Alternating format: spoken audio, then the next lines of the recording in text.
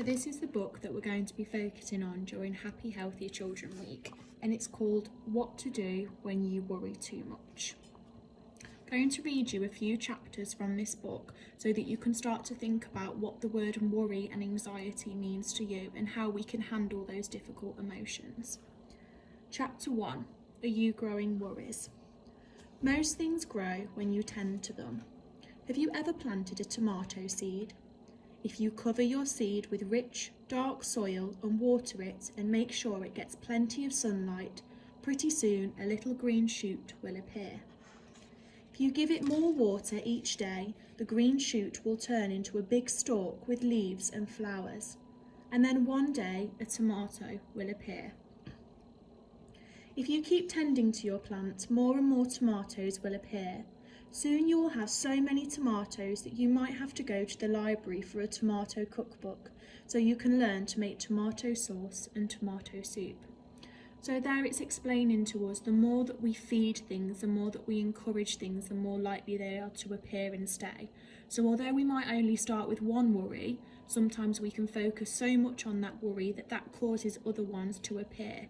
So it's important that we try not to feed those original worries. Tomatoes will appear in your salad and next to your tuna fish. You will find tomato sandwiches in your lunchbox, tomato juice for a snack and tomato pasta for dinner.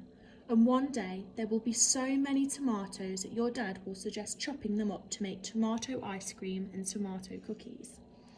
All of those tomatoes will have come from one little seed that you planted and tended every day. So this highlights that sometimes it can feel like those worries can take over and they can be in every aspect of our everyday life.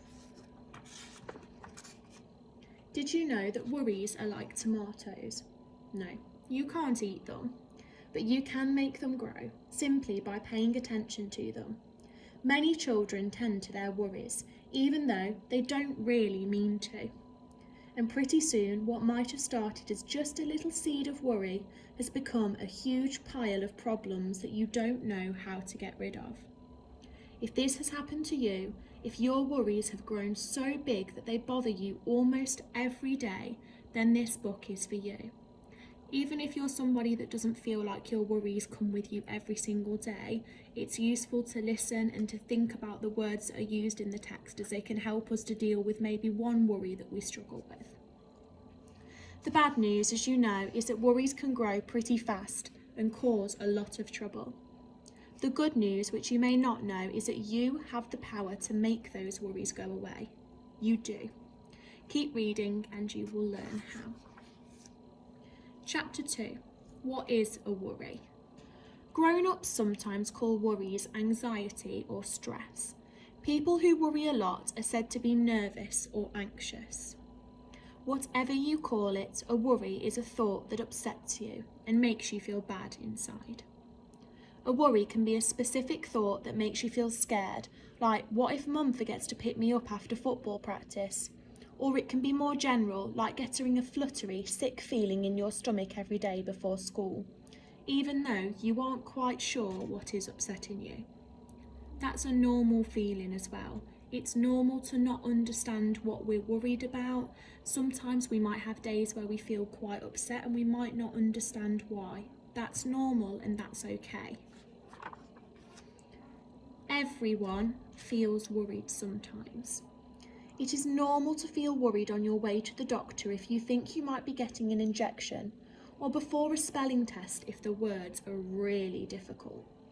Most children worry a little if they are having a new babysitter watch them for the first time, or if they walk into a dark room with no lights on at all.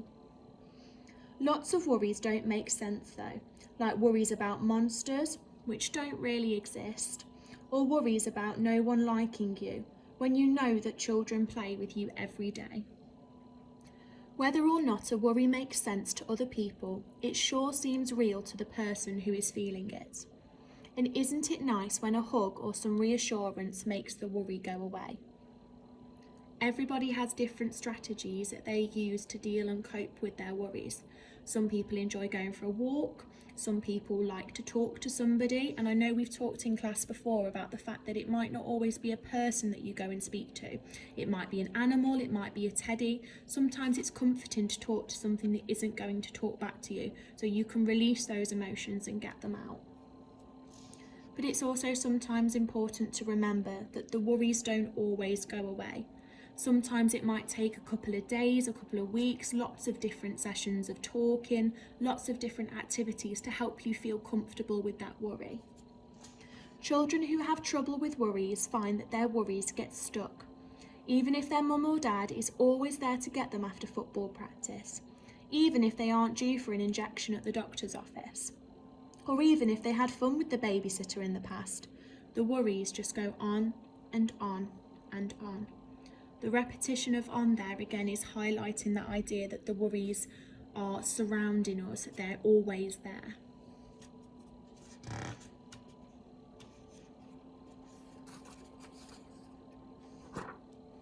If you are reading this book, you are probably a child whose worries get stuck. You probably have worries that other people don't quite understand, and your worries probably last longer than other people think they should. People probably say, "Don't worry about it," all the time, but it isn't easy for you to just stop worrying. And it's important to understand as well that something that worries you and makes you feel uncomfortable, it might not make sense to somebody else, but that's okay because everybody is different, everybody is their own person. And you shouldn't be ashamed of what makes you feel worried because that's you as an individual, and it's important that we share those. It isn't easy, but it is possible. Once you learn a little more about worries, you'll be ready to start working on making your worries go away. Chapter 3. How do worries get started? Seeing or hearing about something scary can make a worry get started. Watching police shows or films with bad guys can make children think that something bad is going to happen to them. Sometimes bad things really do happen, like somebody passes away, or parents get divorced, or your best friend falls out with you. When something scary or sad happens, or you hear something that makes you think that something scary or sad could happen, worries can get started. Difficult or disappointing things happen to everyone from time to time. Many children feel bad for a while, and they start to think of something to cheer themselves up. Some children are good at reassuring themselves and finding ways to solve their own problems. Often children can talk to someone and then they feel better. But some children might try to do these very same things and they still end up worrying. So again, that's highlighting the idea that one person's strategy might not work for you. And again, that's okay. You're your own person. Everybody has different ways of dealing with their emotions. Sometimes children who worry a lot have a mum or dad or some other relative who also worries a lot. The tendency to worry is something you can be born with, just like you are born with a certain eye colour or the ability to curl your tongue. Some people think that worries are all in your head, but they're not. If you are a child who worries a lot, you know that worries can make your body feel bad. Worries can cause a sick feeling inside. They can make your stomach hurt and make your head ache too. They can make you sweaty and cause your heart to pound. Worries can make you feel shaky or dizzy, like you are going to faint or be sick. Actually, some children have these bad feelings in their bodies and don't even realise that worries are causing them. Adults experience all of these feelings as well. Okay? Worries happen to everybody, no matter what your age, your gender, it doesn't matter. No one wants to have lots of worries. It isn't any fun and it can make your body feel bad. Did you know that worries can cause other problems too? Children who worry a lot often feel best when they are right next to their mum or dad or someone they know really well. They avoid things that other children might think are fun, like going to sleepovers or playing over at friends' houses. Children who worry a lot have trouble doing things that other children can do more easily. It is hard for them to get on the bus to go to school or to fall asleep alone. So children who worry a lot may sometimes miss out on other things. This doesn't mean that if you experience a worry, you're going to miss out on lots of opportunities. This is just highlighting the fact that sometimes if we let those worries take over, it might stop us from doing other activities that we enjoyed at one point. So again, it's really highlighting that importance of discussing those worries, finding those strategies that help you to deal with those different emotions. Even worse, children who worry a lot find that grown-ups can sometimes seem as if they are angry at them. But your adults are never angry at you when you're sharing your worries. Sometimes it can be frustrating for somebody because they want to help you. But sometimes we don't always know the best way to help. And sometimes if you're the person that is experiencing a worry, you don't know what that person can do to help you. And that can be difficult for everybody to understand because all we want to do is to make each other feel better. Well, enough about the bad news about worries. Now, let's talk about how to make your worries go away.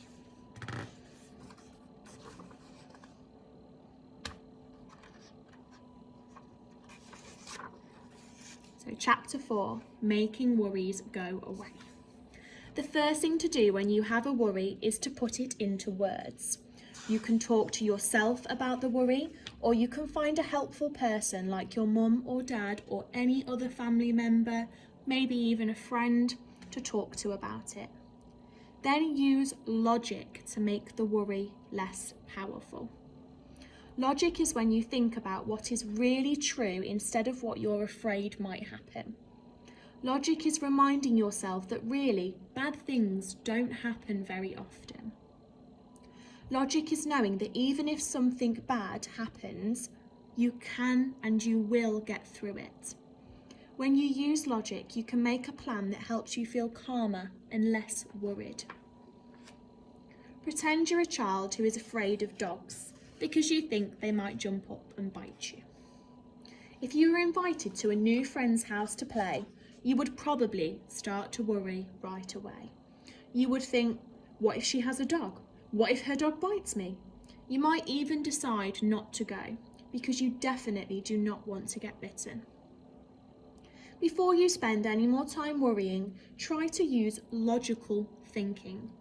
First of all, your friend might not even have a dog. Asking about the details and getting answers can save a lot of time and worry. It works the same in school if you're worried about particular subjects or if you want to know the timetable for the day. You know you can always ask the adults what's going to be happening throughout the day, and that can help us to feel more calm and more comfortable in the classroom.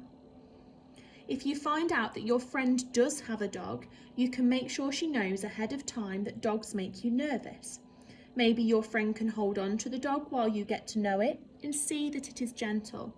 Or maybe the dog can be put outside when you are there. Sometimes, even when you have used logic and worked out a plan, or even after your parents or any other adult have tried to reassure you, the worry stays in your mind. When this happens, it's time to think about tomatoes. Okay, so we've looked there at what it means to worry, what anxiety is, how we can manage those worries. It's really important with everything that's going on in the world right now that we are talking about those worries that we may have. That doesn't mean that they necessarily need to link to what's happening right now. It might be something as you're worried as to what you're having for dinner one night because you haven't asked your adults, you don't know. Any worry is a worry. Don't ever feel that you can't share something because you think, oh, well, so-and-so might think that that's really silly. Everybody is their own person and has their own interpretation of what it means to worry. On the Year 6 class page, there is a button where you can message me as well if you're experiencing any worries or want to share any questions that you have with me.